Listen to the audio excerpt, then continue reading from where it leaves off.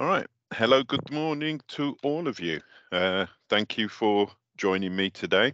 Um, First of all, can I get a microphone check? Can everybody hear me okay? Either a thumbs up or a message in chat will do fine.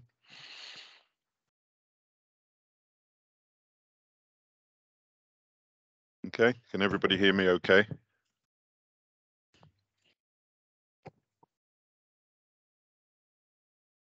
Yeah, okay, thank you. So this morning, obviously, it's a live demonstration rather than a lesson. So as such, it's not so much about me teaching you, necessarily teaching you something and as you would in a normal lesson. It's a bit of a demonstration of what sort of things you can do from home. Obviously, the reasons that you are here is that you have an interest within either cybersecurity or ethical hacking. And what I'd like to share with you today is showing you really how you can actually build your own hacking lab at home, the sort of tools you will need, and basically just to highlight any potential problems you may have and how you can get around them, and obviously where you can get some of these tools and software to do what we need to do if you want to build something like this at home. So I'm literally going to be taking you through. I've sort of allowed an hour for the demonstration, but I will be taking questions. So please feel free to use the chat box and start loading up your questions there. It's not for, you know, grandstanding, but if you do have genuine questions, do pop it into the chat. And if I can answer some of them as I go along, I will do, or I will answer them all at the end. Also tomorrow, I am doing a smaller a session tomorrow as well, where effectively I will be answering your questions. So any questions you may have about the subject, about anything that's gone on so far, so you can actually have your say there. So hello to Ikra, Abigail, um, Adam, Callum, Jashan, Deep, William, Joshua, Hannah. Uh, Thank you all for joining me today. If I've missed anybody, please forgive me. So the sessions are being recorded, so you can play this back later on if there's anything that you have missed. So don't worry about that. Okay. So I don't want to waste any time. So this is a subject that some of you may have come across before and you may have been exposed to before. You may actually have already set up a virtual machine before. But what I want you to basically, or what I'm going to demonstrate, is how we can actually take those virtual machines and actually build a mini networking lab on our computers. So first of all, who am I? Um, So the smiley chappy there is me. My name is Richard Johnson. For most of you, I do teach, but there are people that will be watching this who I don't teach. So just to give you an idea of who I am, it is Richard Johnson, MSc, which I am very proud of. My master's is in computer science with cybersecurity. But my key role here is digital development, and it's about developing new courses within IT and computing for Halesowen College. I would consider myself a cybersecurity researcher and not a hacker. A hacker I would define as somebody that does this on a daily basis, and that is their sole profession. For myself, I have a very strong interest in the subject, and I do a lot of research, obviously, around that subject. So I classify myself as a cybersecurity researcher. Other qualifications that I hold is a Bachelor of Science in Applied Computing and also a H&D Multimedia. So I know a lot about computer graphics, music technology, and also games development, programming, networking. The list is endless. So on to obviously the topic of today is a virtual machine, and I don't intend on reading everything here. I've basically put this presentation together that I can then post it later out to you, and you can obviously read it at your leisure. But basically, what is a virtual machine? Well, a physical machine is a computing device, as I'm sure you're aware, that it consists of a CPU, it consists of memory, and it also consists of storage space, whether that be a hard drive, whether it's a SSD, etc. So a virtual machine is actually a simulated machine that has also some processing, also some memory, and also some storage. The difference between the virtual and the physical is that the physical controls the whole hardware, where the virtual actually requests CPU time, requests some of your memory on your physical machine, and also requests some of your physical machine's storage. So that is what a virtual machine basically is. So for virtual machines to work, we need something called a hypervisor. And a hypervisor basically is almost like a virtual machine monitor or controller. And basically the role of the hypervisor allows the VMs to actually um, communicate with the physical hardware, whether that be through the operating system or directly. But the hypervisor, effectively, without it, you generally would not be able to run a virtual machine. So a virtual machine really depends on the hypervisor. So if you were setting this up at home,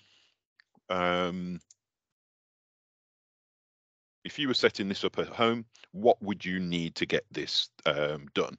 Well, first of all, you're going to need a computer, obviously, a physical machine. I've given sort of a rough sort of specs there, but obviously the more CPU power, the more RAM, and the more storage space, the more virtual machines you can actually run. So if you imagine that at the moment with your physical machine, you can only have one operating system. When constructing virtual machines, you could have different operating systems all running on your computer. And the thing about the virtual machines is because they are virtual, they can easily be deleted, removed, and then easily rebuilt, as you will see in a moment. So you're going to need to have a fairly decent computer if you're going to run multiple virtual machines. If you're only running one, then most basic computers will be able to support that with very little problem. Obviously, there'll be a performance drop off in your virtual machine because it is actually borrowing power and resources from your main computer. However, if you really want to build a networking lab, then you do need a slightly better specification for your computer. And what I've given there is roughly what you would need for the most basic setup. You also need an ISO, so you'll need a image of a CD. So when you're installing an operating system for the first time, normally you can get this on a CD disk that you can then pop into your machines and install your operating system that way. Sometimes you can install your operating system from USB, etc. With your virtual machines, you do have those options as well. But generally, you will install the operating system from what's called a CD image, normally stored as an ISO file. So it's a file with .iso at the end of it. And you will build your virtual machines using pretty much the same disk or the same CD image that you would on a physical machine. And of course, you're going to need some form of an hypervisor as well. So these are the three things that you're really, or the three entities you're going to need to actually build something like this on your home computer. So talking more about hypervisors, there are different hypervisors available, and they basically break down into two different types. The hypervisor we're going to use today is VirtualBox, which is free, and I will talk more about where you can get that from, is a type 2, or what we consider a type 2 hypervisor, and I'll talk more about that in a moment. Hyper-V is already built into Windows Professional. So if you actually have a Windows 11 or Windows 10 computer and it is the professional version, you actually already have a hypervisor built into that operating system. Within Windows, there is a feature that you can actually turn on to actually allow you to use that particular system. There is also third-party companies such as VMware who also make Type 2 hypervisors. So VMware creates a package called Workstation Pro.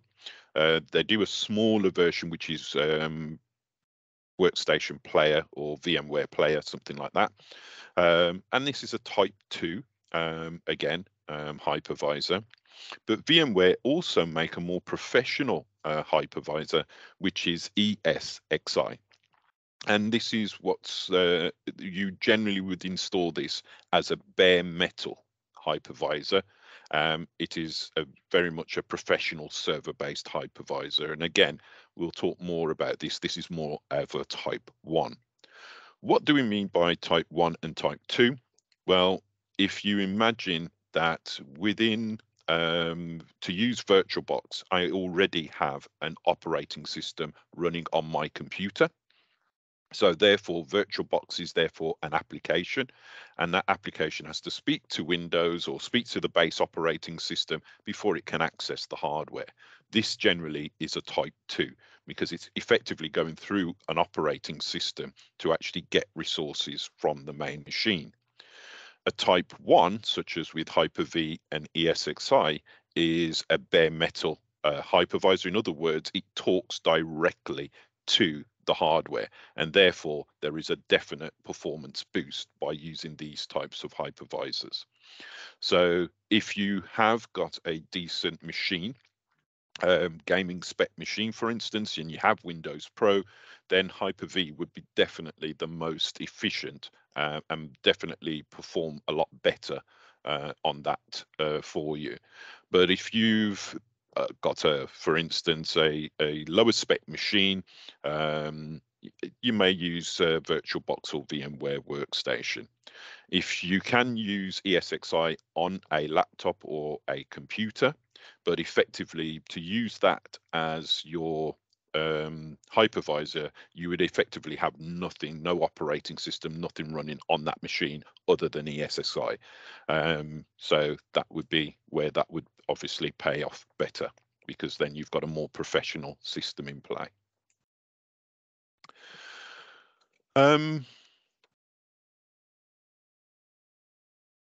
So networking fundamentals. We can't sort of talk about VMs, virtual machines, without having a little bit of a knowledge of networking. And what I've got on the screen is really just the basic things that you need to know right now. So networking fundamentals, there must be a connection, whether it's physical or virtual, between nodes or network devices. So when we're actually creating these VMs, we need to have a virtual connection between those two, and I'll be showing you how you can actually do that using VirtualBox.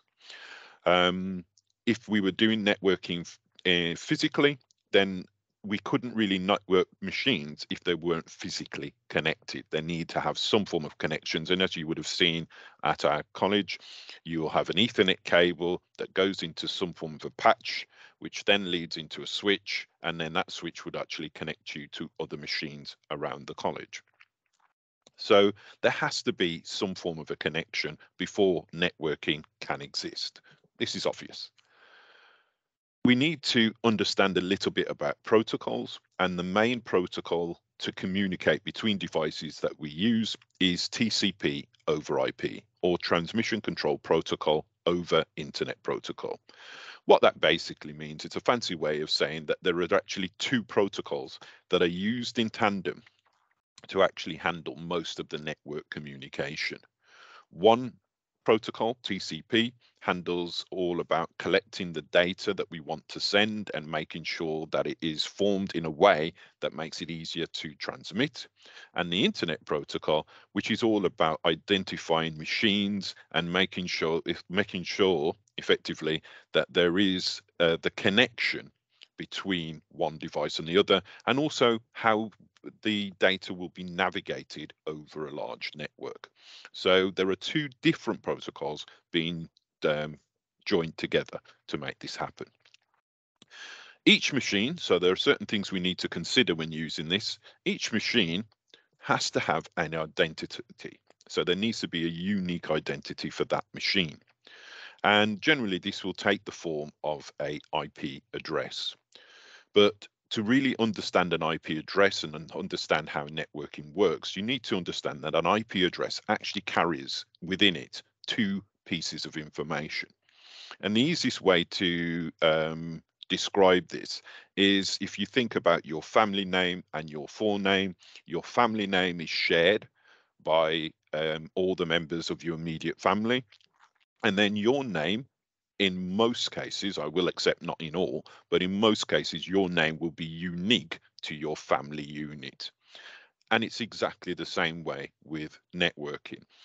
There is part of the IP address which signifies the family, the network, and there is a small part of the IP address which will signify the host or the forename, the unique identity.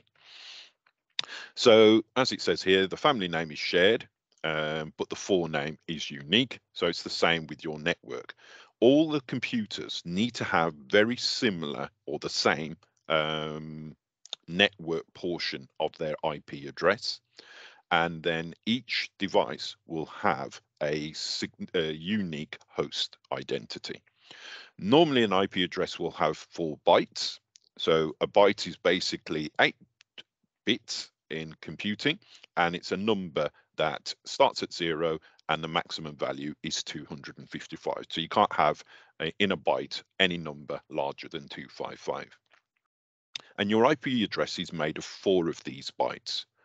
Now, depending on how your network is divided, some of those bytes will be network and some of those bytes will identify its unique identity, or what we call the host. Okay. The addresses can be given to each of the device manually. Normally we refer to this as a static IP, or dynamically. In other words, we get a server to actually hand out the IP address to all of the devices. So most of the times when you're at college and you're using the machines, you log onto your computer will request an IP address from one of our servers. Our servers will hand it an IP address, and therefore your computer will then be allowed to join our network. So that's basically how it works. Okay. So that is the networking fundamentals. Obviously, I am skating over a lot of things, but that is the basic thing that you need to understand to understand what's going on today.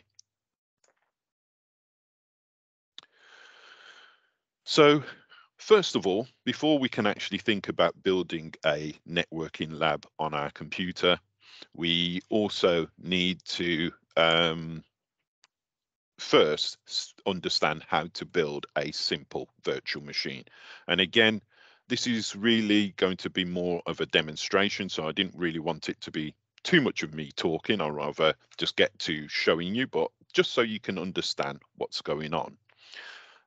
It is important to have a little bit of background knowledge here.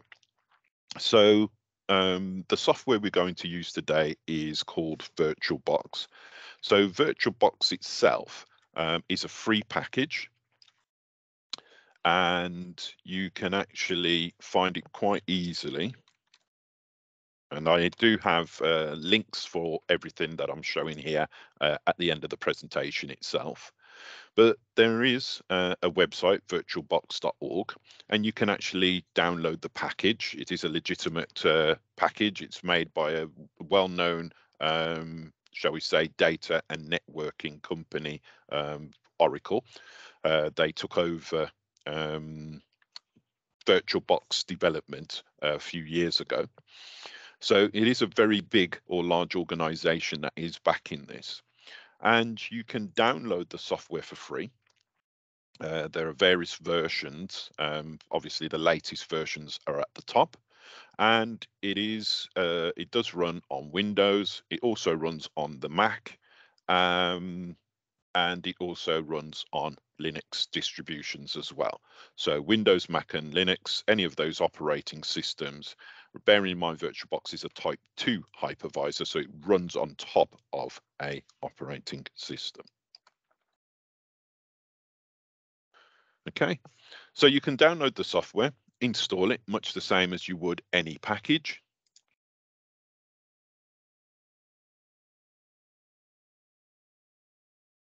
Okay.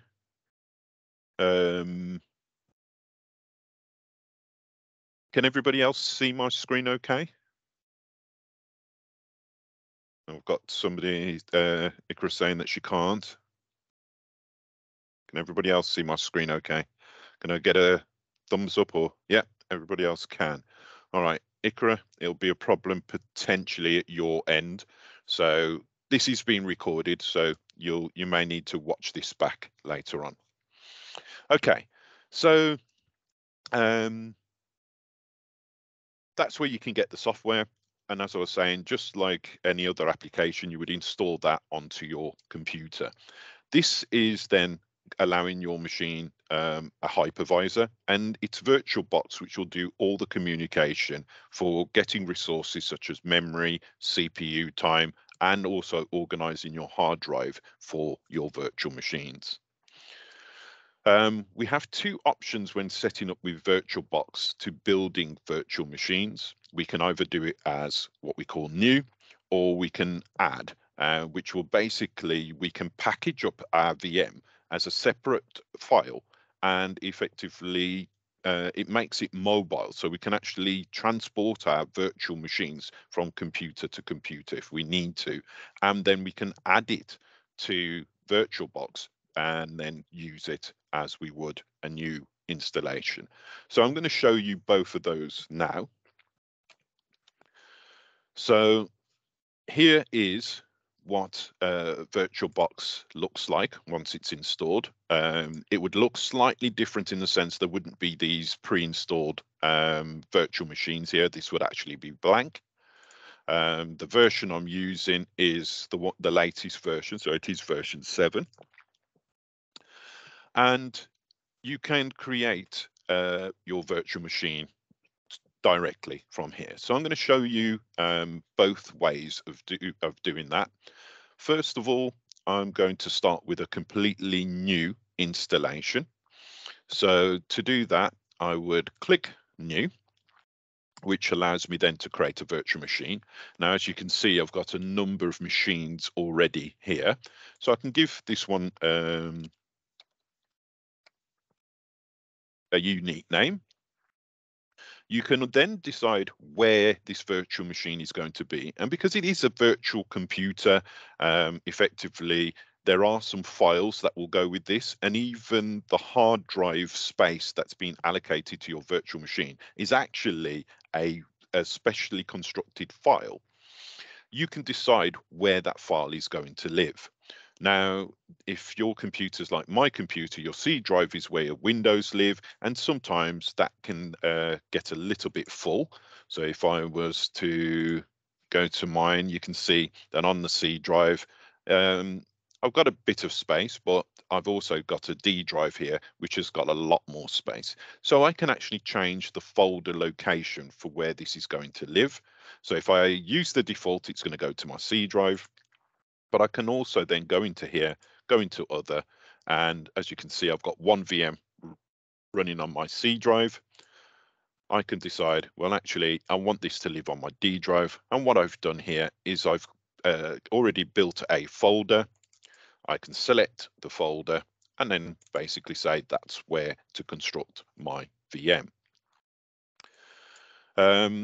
We'll come back to ISO in a moment. But one of the things I can do if I know which operating system on my virtual machine I'm going to use, bearing in mind this is running on a Windows 10 computer, But I could actually set this up for Mac OS if I wanted, and actually install a Mac OS into my virtual machine, as long as it was a 32-bit installation. I can set it up for Linux if I wanted to, and there are various different Linux distributions that are available. So as long as I know which one of these would be the most suitable, I can obviously decide which distribution I wanted to. So I'm looking to set up Ubuntu. So I can go to Linux, which is Ubuntu is a distribution for that. And then I can set it up for one of the versions here. Or if I wasn't sure, I could just decide to go with other and set it up for a 64-bit operating system and do it that way. And then effectively, I could then just carry on and I could finish at this stage if I wanted to. I can tweak the hardware. So with the hardware, we've only got a couple of settings available. So we've got the memory. So I can adjust the amount of memory. So the virtual computer I am going to create, I could limit the memory to just 512 megs, and that would mean the virtual machine would only be able to access at maximum 512 megabytes, which isn't a lot, obviously. I can also tell it how many processors to dedicate to this virtual machine. Now, this particular computer that I'm on is actually an Intel-based system, and it is an i7. If I was to look at the system specification for this computer, you can see here, and it's an i7, and it is a 4th gen, so it's not a modern computer by anybody's stretch of imagination. It does support multiple cores, so I get 4 cores, and it is about 3.6 gigahertz processing speed. And the most important thing, there are 8 logical processes. So even though I've got 4 cores, as far as Windows is concerned, it treats it as if I've got 8. I've also got a fairly decent size of RAM here. I've got 16 gigs. And then, as I've shown already, I've got a certain amount of size for the hard drive. But then I've also got a terabyte hard drive alongside that. So when I'm developing my virtual machine, effectively, I am taking resources away from my physical computer. So as you can see here, I've got 16 gigs of RAM, which is the maximum.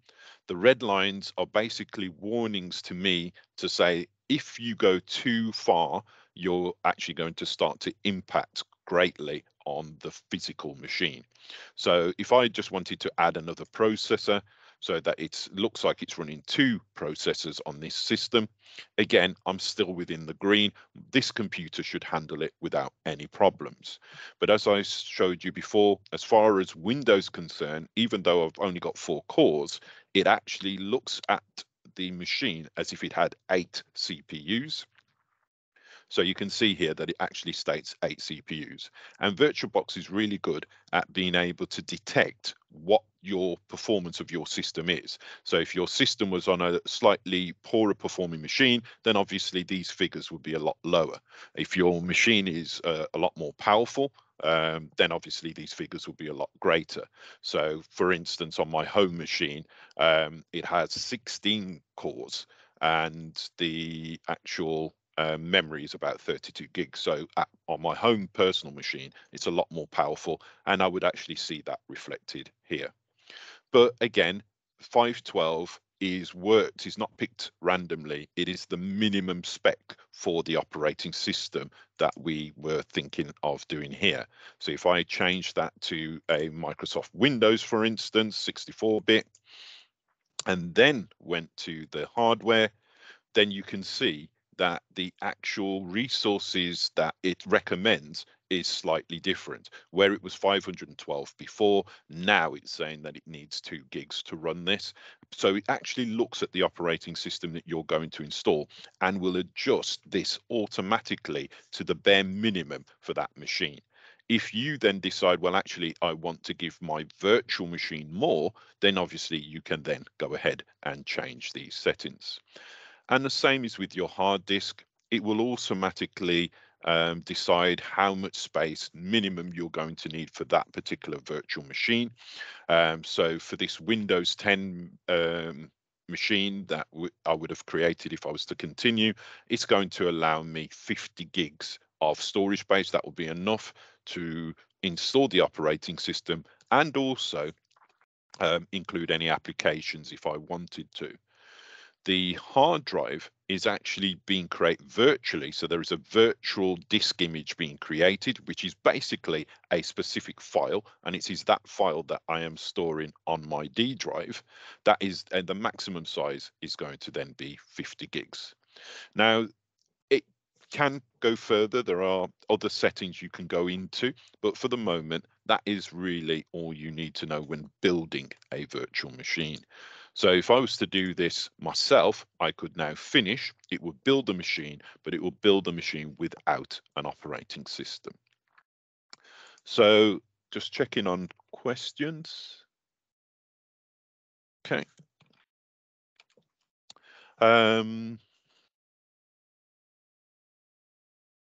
Just checking out. What we can do here now is if I was to press this, there'd be no operating system here. However, what you can also do is if I was to open up an ISO, so I've just downloaded today a Windows 10 2022 H2 build of an ISO. I haven't checked this file beforehand, so I am hoping that this is a genuine ISO for Windows 10. But I've downloaded an ISO for this demonstration this morning. So before I load that, let's change this here to Windows 10. And I can now here select the ISO file. And by selecting the ISO file and clicking open here, it now knows which operating system I want to install. It picks up the type, and it should have also adjusted the settings appropriately. So if I was to go back a step just to show you that this is, it does do it for itself. So again, I'll do Windows 10. So look at the hardware settings, that's the default there. And then I'll go into the ISO,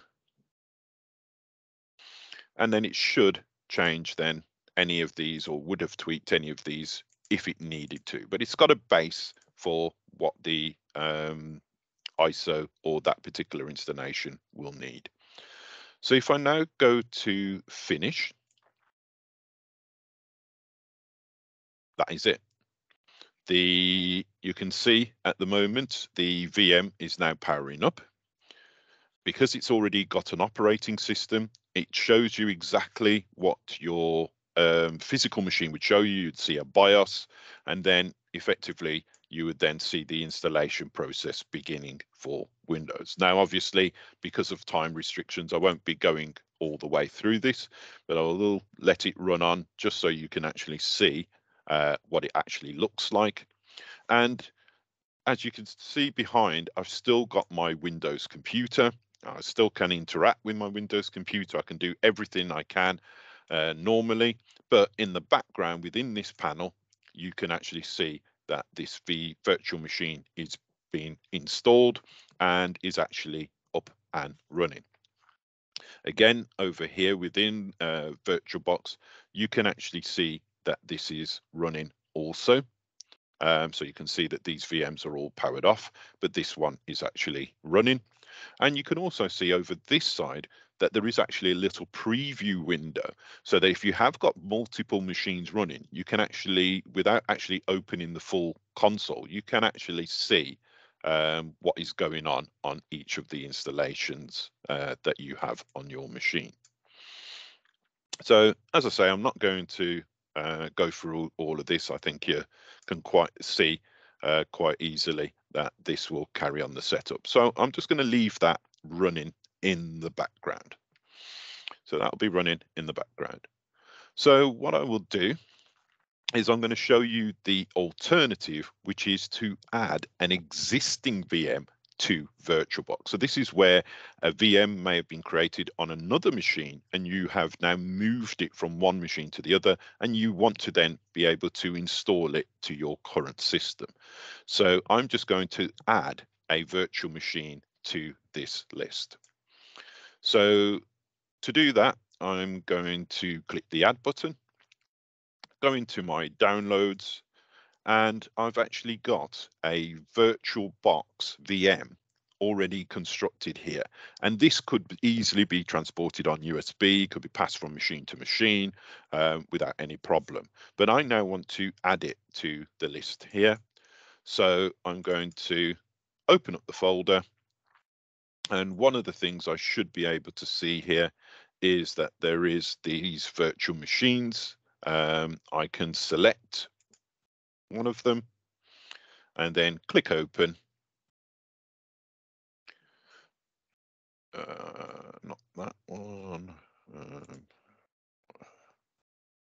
should have done this with a fresh download, but we'll try again.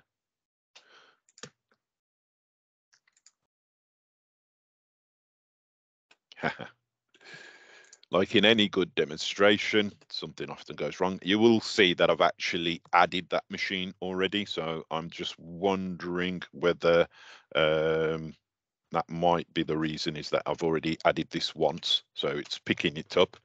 Let's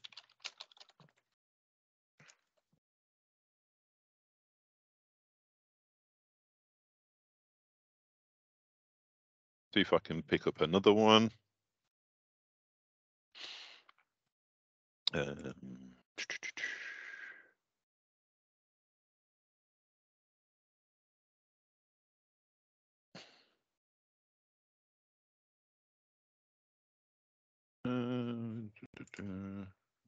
see if I can pick up another one. So I'm going to download this one, FreeDOS. I know already that this is going to be very small because it is just the disk operating system. So I'm just going to, it's a VirtualBox. I'm going to download.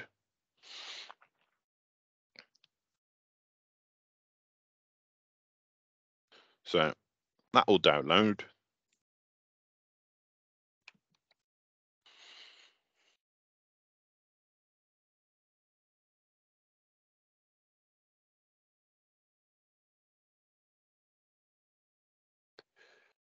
Okay.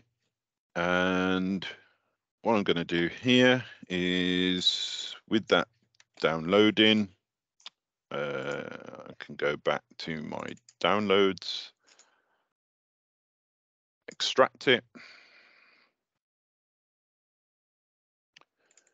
and you can see inside here we have a virtual disk image. In other words, it's the equivalent of literally taking your hard drive out of your physical machine and popping it directly into a new computer. That would be the easiest way to understand that. So what I'm going to do, don't worry, I'm not in any danger. They're just doing a test of our fire alarms.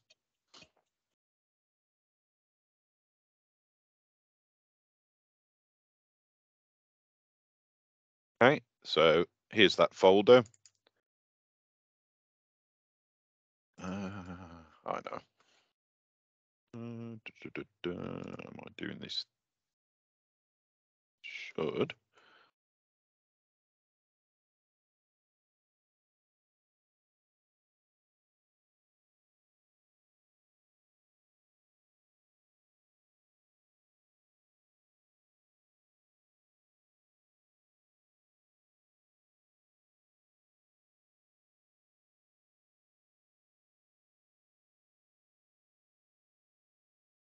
Ah, okay. That's a bit.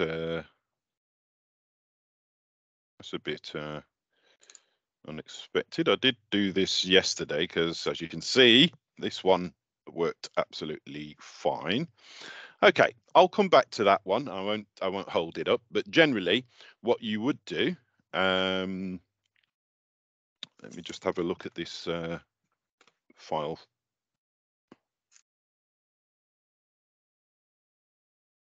is a VDI.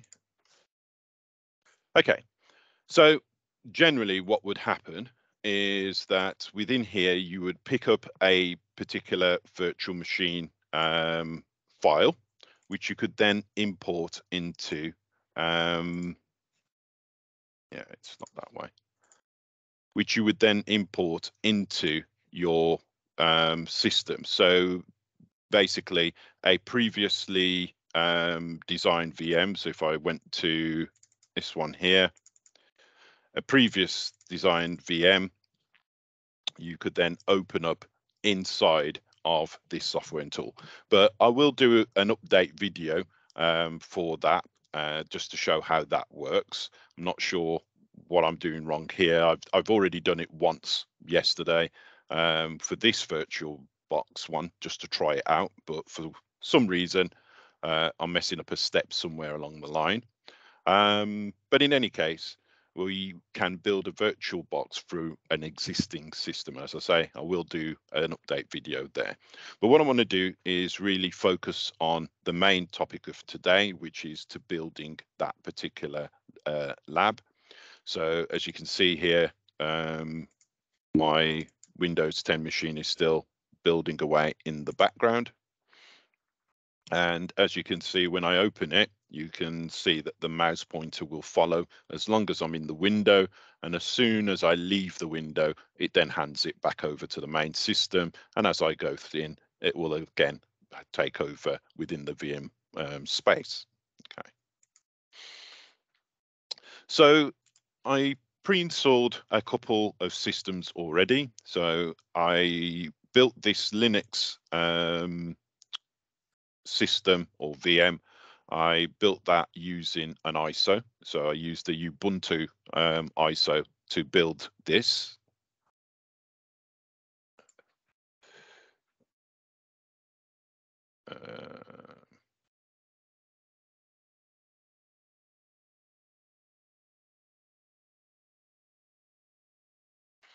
And I also built this Kali box using the aforementioned way of having an existing VM and then adding that to this particular VirtualBox. So this VM was built on another machine, and then I've added it onto here. I know why. Yeah, I know what's happening here. Right. So before the video, I've actually built a network between these two machines, and what it's actually complaining about is that the machines have settings which are no longer valid. So I'm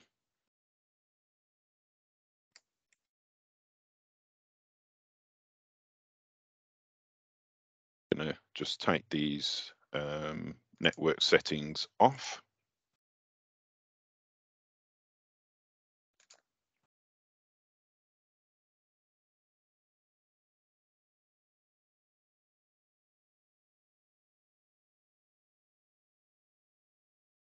So that machine is currently powering up, so I can't do anything just yet.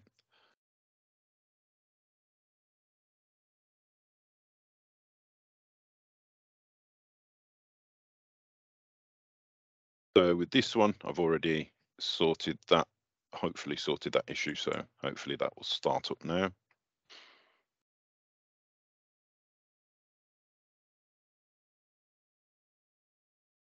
Yeah, so that one has started. Let's see if I can sort this one out.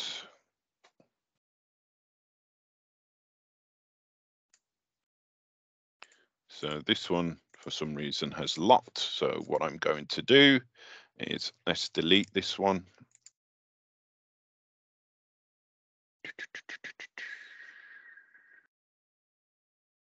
Okay, do it another way. Let's build a new one.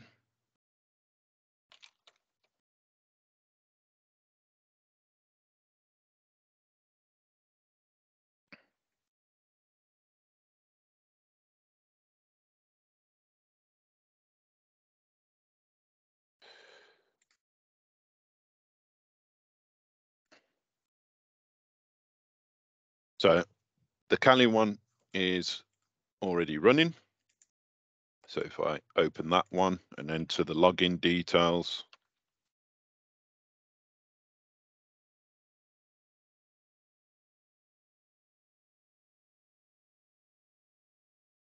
so that one's already running. So I'll just move that over here. And this one is the Ubuntu. So I'll just take that out of the way. So I click into the box, and that will install Ubuntu onto this machine. So now I have two virtual machines running. So two different operating systems, including the Windows one, which is still being installed in the background, and obviously it's still running on a physical machine running Windows 10. But here I can go into Kali Linux, and this is a Linux distribution specifically made for pen testing. And I'm also installing Ubuntu, which is another Linux distribution on a separate VM. So I'll take those out of the way. And then in the background, I've still got my Windows machine also being set up as well. So effectively on this i7 4th gen computer, I've actually got the equivalent of 3 different machines all running simultaneously on here. Obviously, there is going to be performance differences between them. They're not going to run as well as they would if they were on a physical machine. And obviously, as the more power I have on these machines, the better I'm able to, or the better these VMs would generally perform. Okay. So I'm just going to take the window one out for the moment. So I'm just going to minimize that. And we're just going to let the Ubuntu one continue its installation process off screen. You'll also see that I've actually got another system here, but I will talk about that at another time. But it is also a different type of VM, and it is a console-based one used for testing techniques. So that's what that one is there. So with this one, as I said, there are various tools that are available and that I can use. The thing to note here within this virtual machine is that you can actually see the processing power that is being used by the system over a period of time. You can also connect to VPN if you wanted to. With the VPN, if the network settings have been set up correctly, you can actually access the internet through the virtual machine as well. So at the moment, what I've done is I've played around with the network settings, and I'm just going to now just wait for this one to finish. And what I want to do is get these two to talk to each other. So this Ubuntu virtual machine and this Kali virtual machine, I want them to actually talk to each other. So what I'm going to do with the Kali system, first of all, is I'm actually going to close this one down because I need to change some settings concerning this virtual machine. So I'm going to shut this one down first of all. So that shuts that VM down. This one is still installing. It shouldn't take too long. And let's just check on the Windows one and see how far that's gone. So that's still going, but it's almost there. So while those two VMs, the Windows and the Ubuntu is running, what I'll move on to is once you've actually got the virtual machines installed, what you can then do is we need to connect them together. Now, as I said before, normally with a virtual machine, you would have, if I look at this one, the virtual machine has to be powered off first of all. And now you can actually tweak the settings for that machine. So you have the system, you've got the amount of memory that it uses. So whilst the machine is off, if you suddenly realize that actually it's not performing too well, then you can actually increase the amount of memory that virtual machine could use.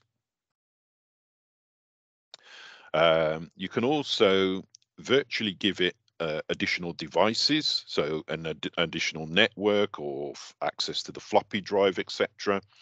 And you can actually change things about the architecture of this virtual machine and how it also interacts with your physical machine.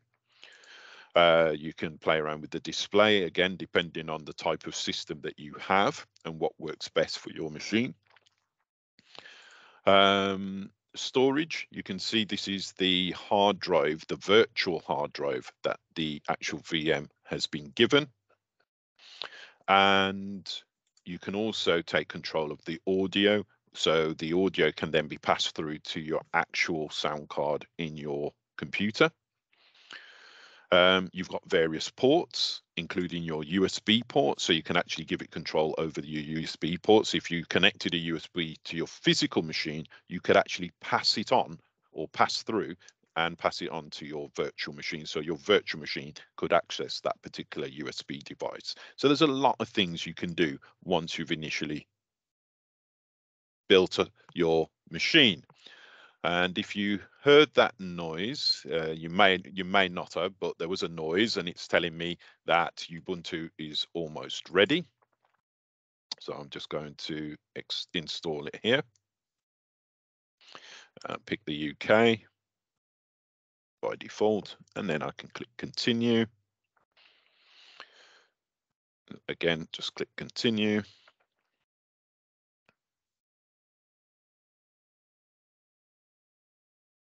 And I'll just move that off screen. So that should continue to install. So here we go. So we've got that. We can also then go to our networking. Now, normally by default, you would actually have this one enabled, adapter 1, and it would be set to network allocation translator, which basically means that it will use your network card or communicate with your network card to access your actual physical router and use your internet access from your actual machine. So that way then you could actually, through the VM, actually access the internet. Now we want to build our virtual networking lab. So what we want to do is we want to build a interconnecting device called a switch, and we want to link our machines to the same connection, if you like. So I'm not going to change it here just yet.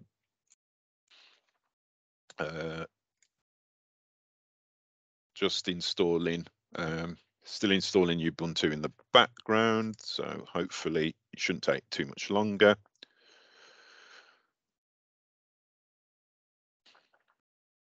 So I'm actually just going through some of the settings here, and it asks you who you are.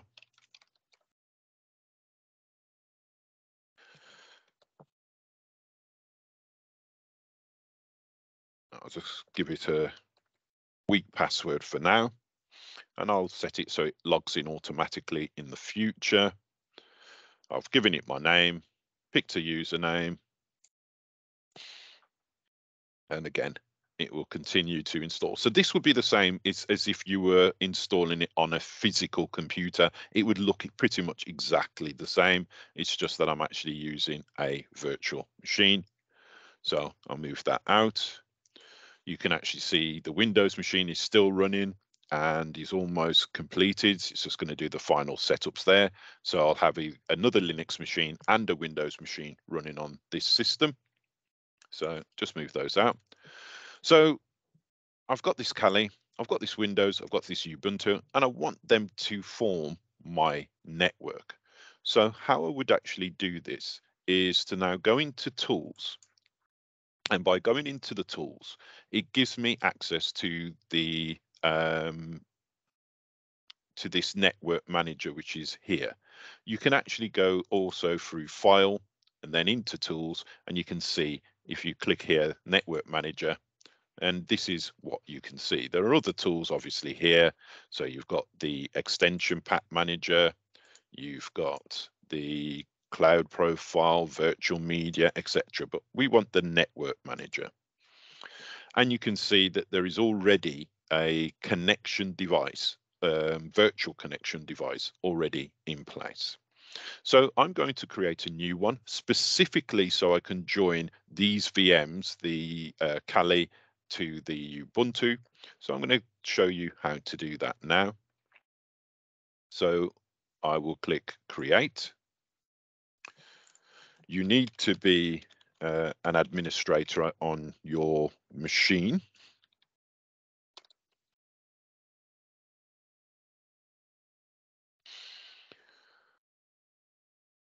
Okay, and there we go.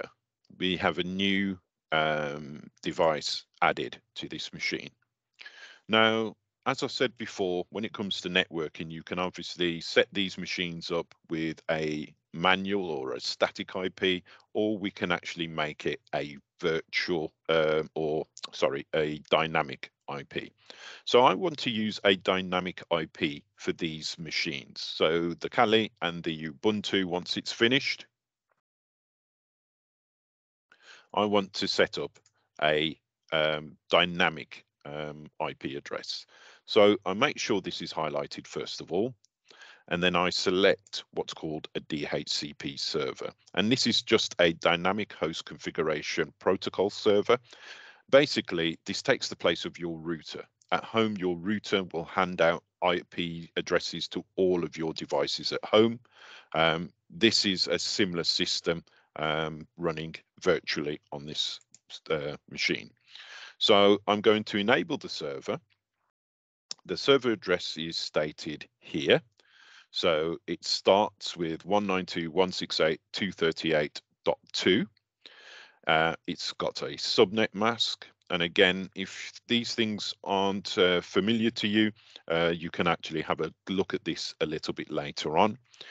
The main thing here is that every machine will be given an IP address between 0.3 and 0.254. So that's the choices for any machine connecting to this. Okay, so I will enable that server. So any of these virtual machines will be given an IP address. I will also select the adapter and I will put this as configure adapters automatically.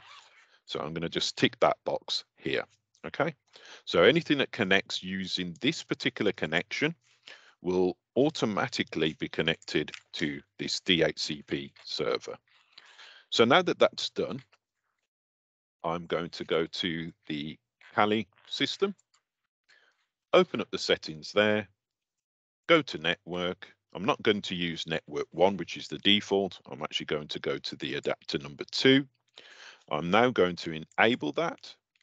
It's using host only adapter, and at the moment it's connected to our first connection. I want it to connect to the second one. So that's done there. And then I can press OK, and that's been done. The Ubuntu is almost finished, but the Windows 10 machine has completed. So this machine has completed. So what I'm going to do here is I'm going to shut this machine down. So normally, you can only change the network settings once the machines have been shut down first. So I'm just going to wait for this to be closed. Takes a couple of seconds like it would on a normal machine. And just so you can see, that's the Ubuntu is still installing in the background.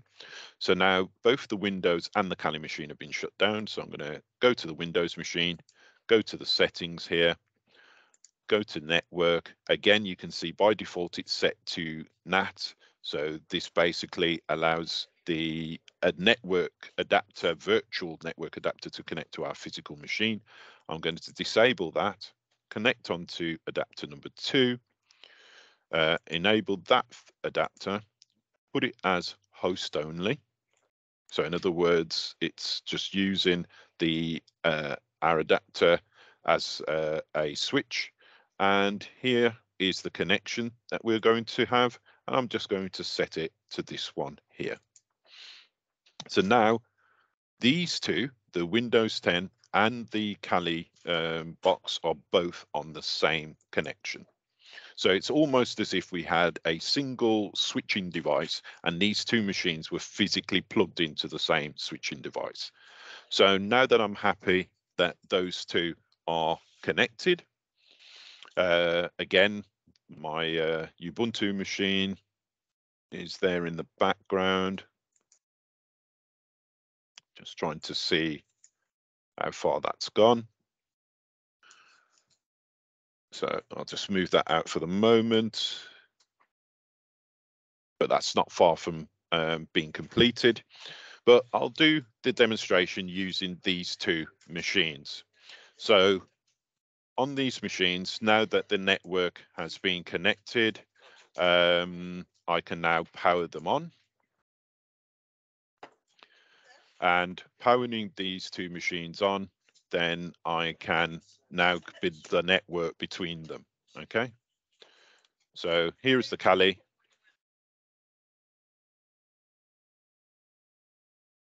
And here's the Windows.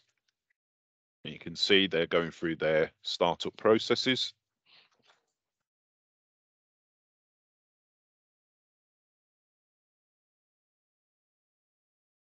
Okay. Apologies if you can hear any noise in the background. The staff room suddenly become busy again. Okay, so here you go. You can see the virtual machine for the Windows 10. And you can also see that it's running the Kali box at the same time. So if I log into this one,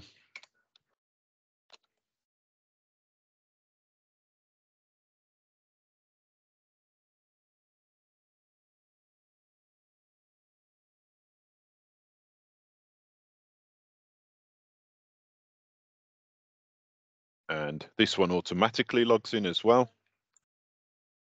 And if I go to the command prompt on this machine,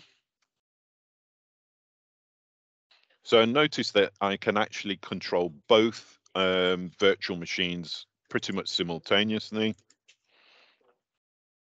So that is the terminal or the command prompt for our VM. So if I was to do IP config on this machine here, you can see the IP address that one's got.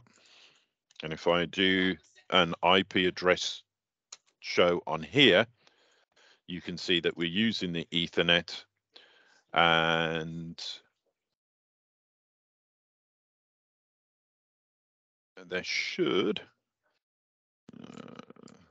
be an address here. So let me just go back and check a few settings, because as always,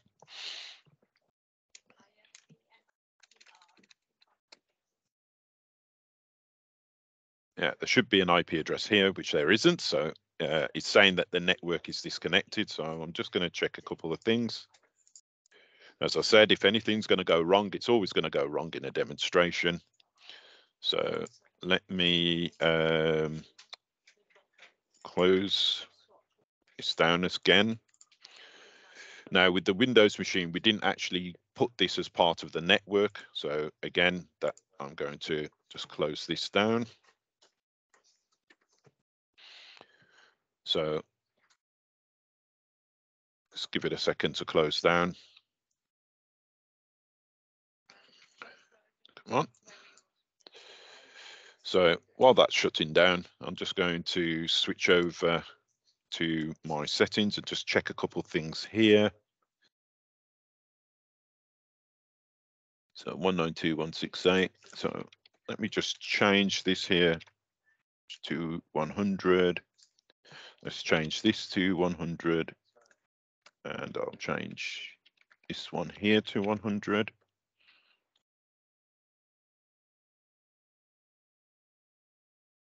And apply.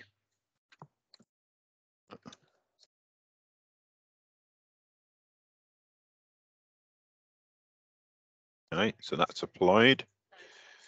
Adapters set to automatic. So that's done. Settings on this one, network, adapter 2 enabled, host only, that's done, press OK. Windows, settings, network, adapter 2, that one's also set to OK.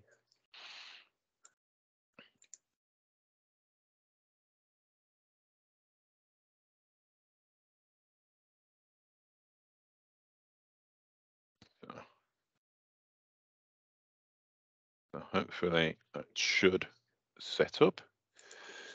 Start that machine. Start that machine. We'll try again. Hopefully, second time lucky.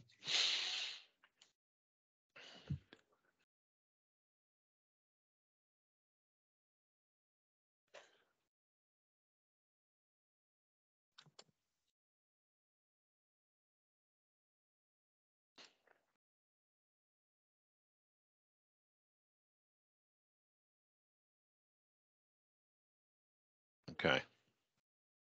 So hopefully, second time lucky should pick up. But the idea is that these machines should be given an IP address that is similar to each other, and they should then communicate with each other.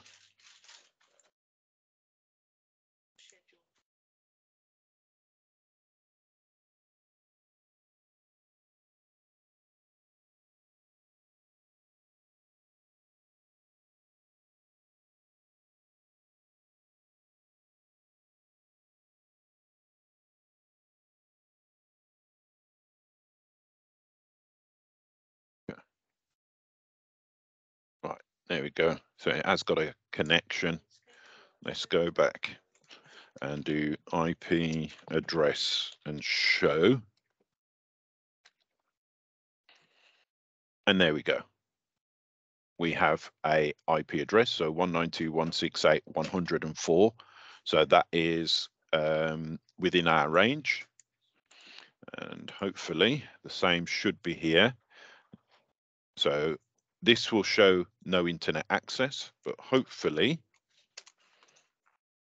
when I open the command prompt and do an IP config, I should hopefully get, there we go, 192.168.106. So these two computers, the first three are exactly the same, as we can see here. So they're in the range, so they're part of the same network. And then this is the host, and that is the host there. So in theory, if I was to send a test signal to the machine IP address on this side, I should get an answer coming back. Sorry. There we go. And it answers back. So that's the machine over here. And if I was to do the same here,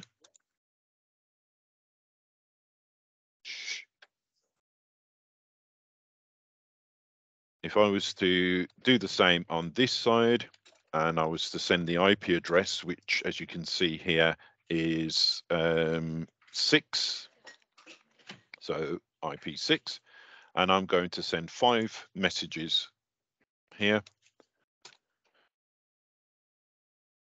And hopefully I should get an answer back. Now, as I think about it, this one may not get an answer back from this machine because Windows has a very strong, it doesn't seem like it, but a very strong and invasive firewall. So the firewall has actually been set on this machine, so it won't answer any signals from random machines. So normally to combat that, I would need to disable the firewall. So that's what I'm going to do now. So I'm going to turn off, and I'll just turn off the firewall for both of those. So both private and public. And then I will go back to my virtual machine. I just pressed up on the keyboard, and I'm just going to test it again. And there you go, straight away. You can see now this firewall has been taken down. This machine now can access the Windows. So that has shown you hopefully how you can actually build a virtual network between two virtual machines using a free package called VirtualBox. Uh, I will do a couple of or add a couple other tutorials just to sew up a couple of things that went amiss and solve a couple of problems that we had. And I will add on to that a bit later on. But hopefully from this live demonstration, and I hope you can appreciate, if anything's going to go wrong, it's always going to go wrong when you go live. You should be able to see how you can actually set up a similar network at home. As I say, I'm always on standby if you need to get some help, if you struggle with anything that you've seen here today. But hopefully you've learned something from it. If I go back to the initial presentation, as you can see, my Ubuntu is also still running and installing there. So we looked at creating and setting up a virtual machine and using obviously an ISO. We did that. I will do an additional just to show you how to add a pre-installed OS and VM to VirtualBox. We looked to connect those virtual machines together. We needed to go basically through File, Tools, and Network Manager, and then we needed to create almost a virtual switch. Now, in VirtualBox, it doesn't refer to it as a switch, but that's what it is. And you can actually build a separate connection here, which effectively your VMs could then connect to. And then in doing so, you would actually set up a DHCP, a dynamic configuration control protocol, set that up as I've shown you in here. So if you go here, you do the settings at the bottom. What I did here is just change the settings to 100. You don't necessarily have to do that, but one of the things you do need to do is make sure that you click apply and that the server is enabled. And also that when you go to the adapter, this is the default adapter connecting to this particular connection. All needs to have configure adapter automatically. In other words, you don't need to do it manually. It will actually take control of that for you. Once that's done,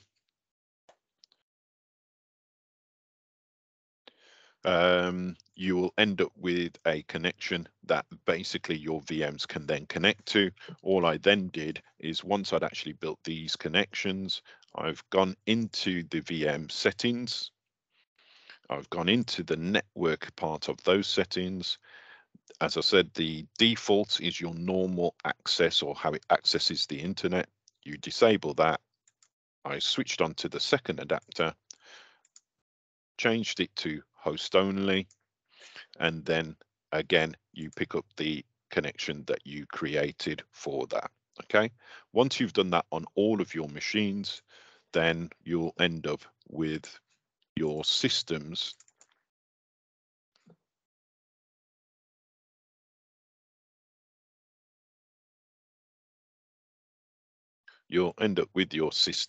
running, and they will automatically be given an IP address within range and then allow you to connect to other VMs. So that is the very, very basics of creating a virtual network. Okay.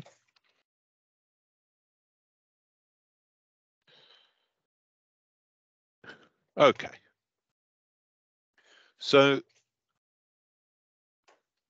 if you've got any questions, I am about. But what I will do is, as I said, I will post this as a separate video as well, so you can actually watch this a bit later on. But if there's any questions anybody's got, then I will be about to answer those questions for you. But hopefully you've got something from it.